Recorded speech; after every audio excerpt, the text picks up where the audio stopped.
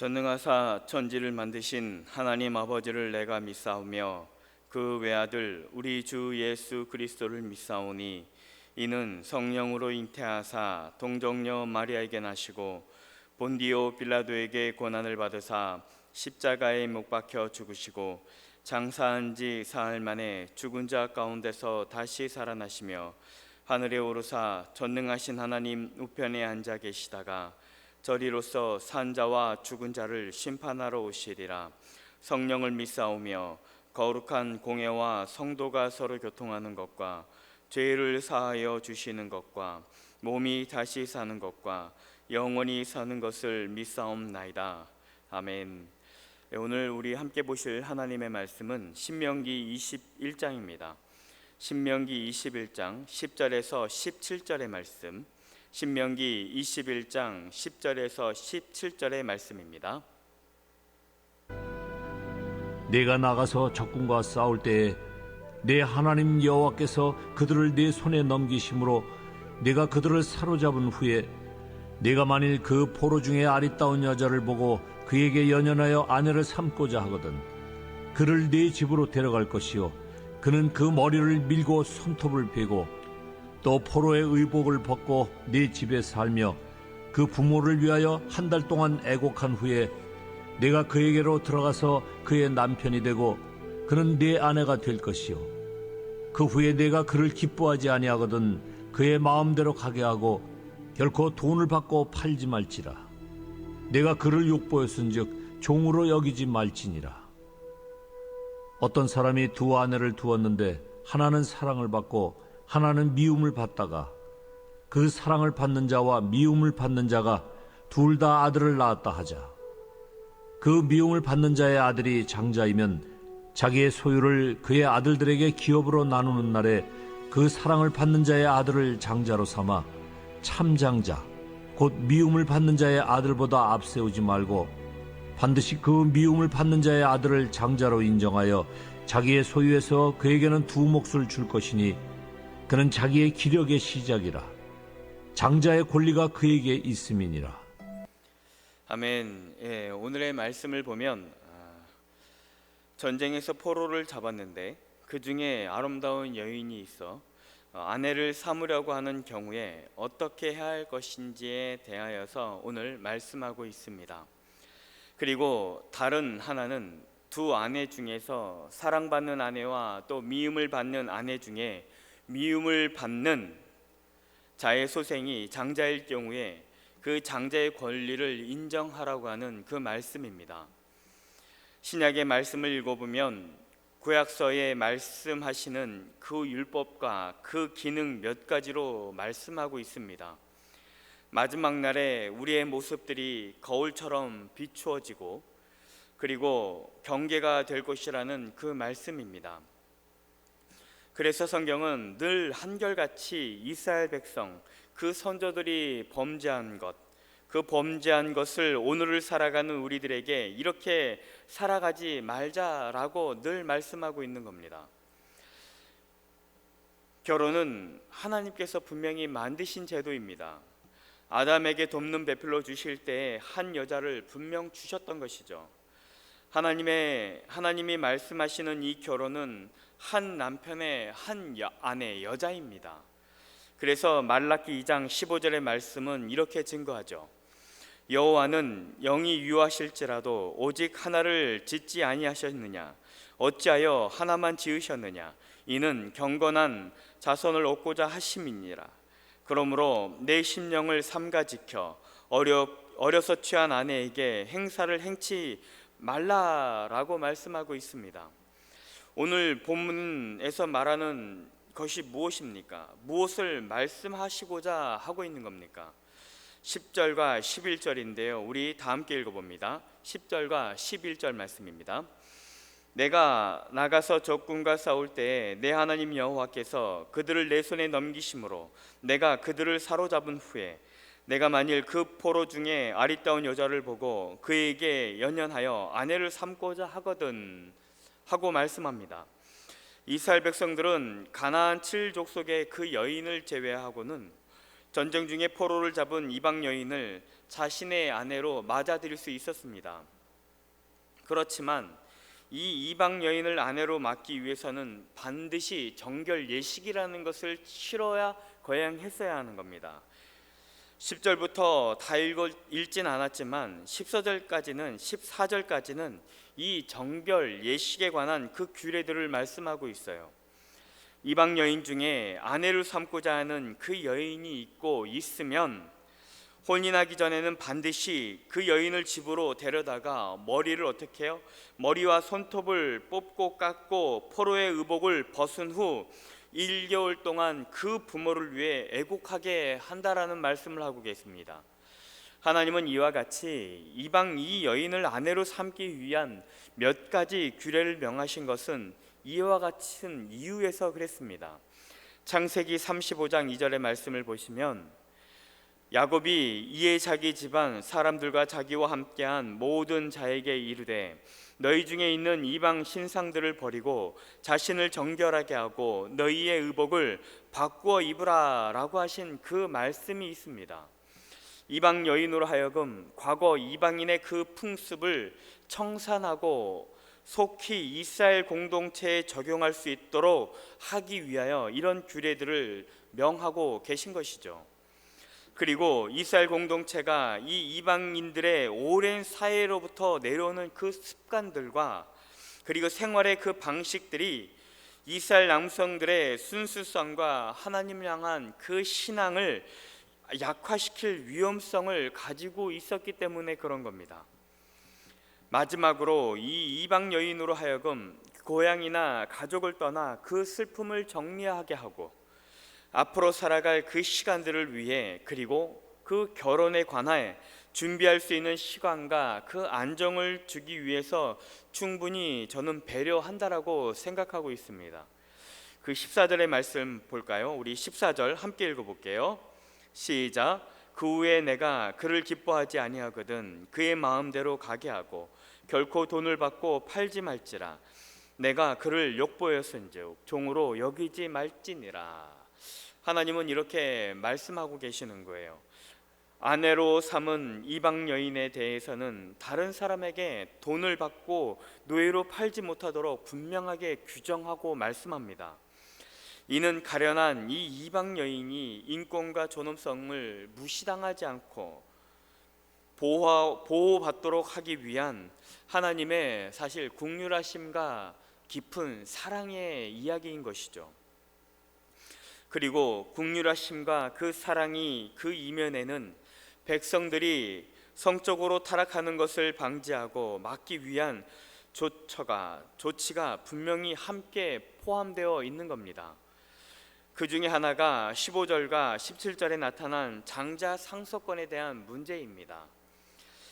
즉 본처를 싫어하여 다른 아내 첩을 맞아들였을 경우에는 본처의 아들이 장자임에도 불구하고 첩의 아내에 대한 그 사랑 때문에 장자권을 상속하는 일이 일어날 수 있었기 때문에 그런 거예요.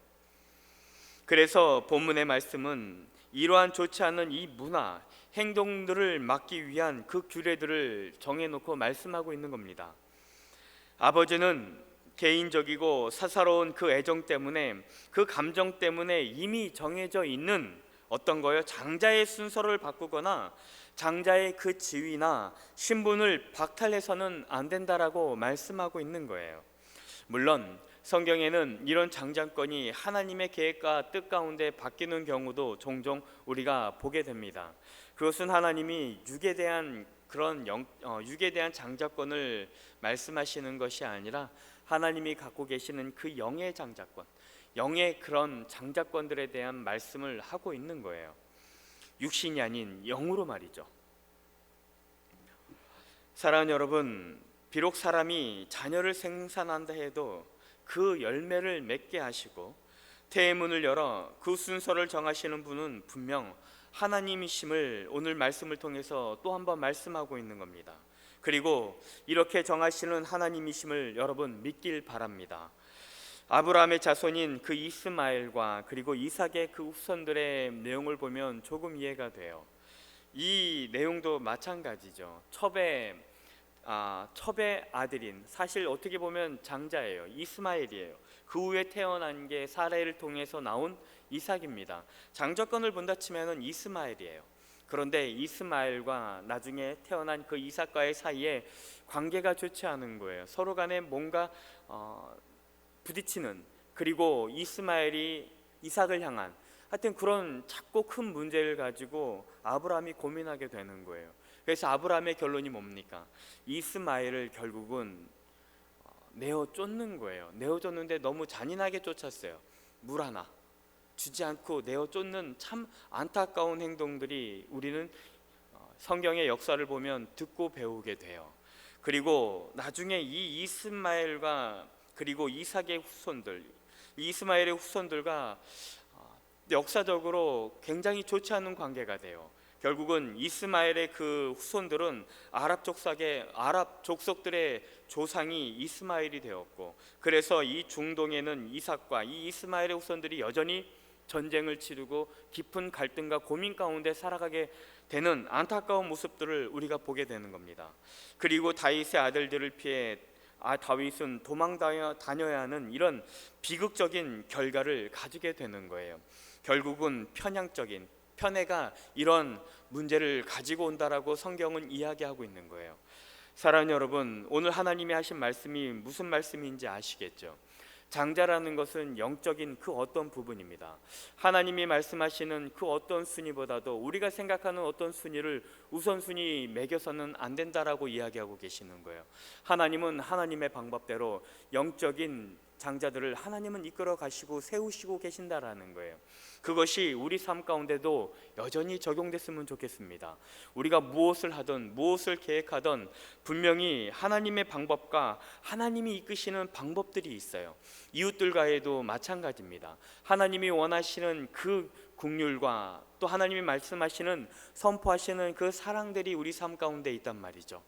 아무쪼록 오늘을 살아가는 우리 성도님들 삶 가운데 하나님이 주시는 분명한 말씀과 그 규례들을 잘 지키고 헤아리셔서 하나님이 원하시는 것이 무엇인지, 오늘 말씀처럼 편견과 차별을 넘어 한 인격체로 아름답게 서로 신뢰하며 사랑을 나눌 수 있는 그 믿음의 공동체, 또 이웃의 삶이 되길 주의 이름으로 축원하고 축복합니다. 우리의 문화 가운데도 장손, 아들, 큰아들과 작은아들, 딸, 이런 개념들이 우리의 문화 가운데도 여전히 조금은 남아 있어요. 하나님이 주신 자녀라고 생각한다면 어떤 자녀는 이래서 더 사랑하고 어떤 자녀는 이래서 더 미워하고, 이런 모습들이 아닌 부족하면 부족한 대로, 그리고 잘하면 잘하는 대로, 멋이 있으면 멋이 있는 대로, 연약하면 연약한 대로 하나님이 주신 귀한 자녀라 믿고 사랑하고 말씀으로 잘 양육하는 우리 삶의 공동체가 되길 주의 이름으로 축복합니다. 사랑해 주님, 고맙고 감사합니다. 하나님, 저희들의 삶 가운데도 하나님이 주신 율법이 있고 규례들이 있음을 우리가 명확하게 고백합니다. 하나님이 주신 그 율법과 규례 가운데는 하나님의 배려와 그 사랑이 있었음을 우리가 말씀을 통해서 다시 한번 깨닫고 나아갑니다. 하나님, 우리 삶 가운데도 여전히 편견과 편애가 있고 여전히 우리의 마음에 들지 않으면 밀어내고 조금은 미워하는 모습들이 우리 삶 가운데 남아 있습니다. 하지만 오늘 말씀을 통해서 오늘을 살아가는 우리의 발걸음이 편견과 편애가 아닌 주님이 주신 그 사랑으로 온전히 세상을 밟아 나아가며 바라볼 수 있는 삶이 되도록 성령 하나님께서 도와주시고 인도하여 주옵소서. 감사드리며 살아계신 예수님의 이름으로 기도드립니다. 아멘. 하늘에 계신 우리 아버지여, 이름이 거룩히 여김을 받으시오며 나라에 임하옵시며 뜻이 하늘에서 이룬 것 같이 땅에서도 이루어지이다.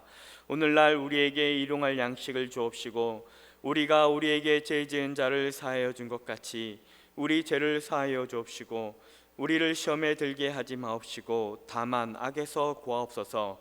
대개 나라와 권세와 영광이 아버지께 영원히 싸움나이다. 아멘. 이 시간 우리 함께 기도할 제목은 이 나라 민족을 위해서, 이 나라 교회들을 위해서 기도해 주실 때 이 나라 대통령과 위정자들을 위해서 기도해 주시고, 또 이 나라 교회들이 하나님의 귀한 말씀들을 온전히 깨우쳐 하나님이 원하시는 공동체로 회복받을 수 있도록 기도해 주시고, 또 우리 영광교회와 담임 목사님, 부교육자들을 위해서 기도해 주시고, 또 연약한 공동체 성도님들을 위해서 기도해 주십시오. 우리 목사님 또 화상으로 인하여 입원 중에 계시지만 그래도 하나님께서 붙드시고 치료해 주실 것을 믿고 여러분 삶의 자리에서 이 문제를 놓고 함께 기도해 주시길 부탁드립니다. 우리 이 시간 주님의 이름 한번 부르며 기도하며 나아갑니다. 주여! 사랑의 주님, 고맙고 감사합니다. 이 나라의 민족을 붙들어 주시고 이 나라 대통령과 위정자들을 붙들어 주시되 하나님의 귀한 지혜로 이 나라가 다스려지고 또 통치되어질 수 있도록, 이끌어갈 수 있도록 주님 은혜를 허락해 주옵소서. 또 이 나라 교회들이 하나님의 거룩한 제도를 헤아려 아버지가 원하시는 모습들을, 그 형상들을 갖춰 나아가는 아름다운 믿음의 교회들이 될 수 있도록 주님 도와주시고, 우리 영광교회를 붙들어 주시되 하나님의 말씀이 온전히 선포되어지며 그 말씀 가운데 아름다운 공동체가 말씀의 공동체, 사랑의 공동체가 될 수 있도록 주님 도와주시고, 이끄시는 담임 목사님 영육간의 강건함으로 붙들어주시고, 또 뜻하지 않은 사고로 인하여 입원 중에 계시오지만 그래도 주님이 치료해 주시고 회복시켜 주실 것을 믿고 우리가 함께 간구하오니 정말 후유증이 남지 않고 강건하게 치료받고 태어나실 수 있도록 주님 축복해 주시고 인도해 주옵소서. 또 우리 영광교회 공동체 가운데 연약한 공동체가 있습니다. 뜻하지 않은 질병 가운데, 고통 가운데, 사고 가운데 눈물로 주님 앞에 간절히 간구하는 그 가족들과 그 한 분 한 분의 삶을 주님 지켜주시고 붙들어주셔서 늘 주 안에서 기쁨과 행복을 누리며 회복을 받을 수 있는 시간들 되게 주님 도와주시고, 또 이 교회를 지켜나가시는 함께 하시는 부교육자들을 붙들어주셔서 영육간의 강건함으로 주님이 원하시는 대로 아름답게 주님의 뜻을 헤아려 나갈 수 있는 믿음의 공동체, 또 믿음의 교육자들이 될 수 있도록 주님 축복해 주옵소서.